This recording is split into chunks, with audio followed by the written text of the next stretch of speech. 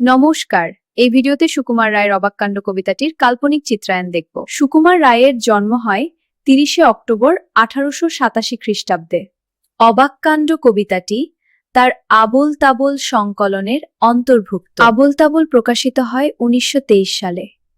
তার মৃত্যুর পর কবিতাটিতে আধুনিক সমাজের সমস্যাগুলির কথা তিনি বলেছেন মজার ছলে।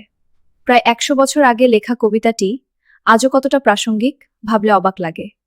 শুনছো দাদা, ওই যে কোথায় বদ্যিবুড়ো থাকে, সে নাকি রোজ খাবার সময় হাত দিয়ে ভাত মাখে। শুনছি নাকি খিদেও পায় সারাদিন না খেলে। চক্ষু নাকি আপনি বোঝে ঘুমটি তেমন পেলে, চলতে গেলে ঠ্যাং নাকি তার ভুঁয়ের পরে ঠেকে। কান দিয়ে সব শোনে নাকি, চোখ দিয়ে সব দেখে। শোয় নাকি সে মুন্ডটাকে শিয়ার পানে দিয়ে। হয় নাকি হয় সত্যি মিথ্যা চল না দেখিয়ে।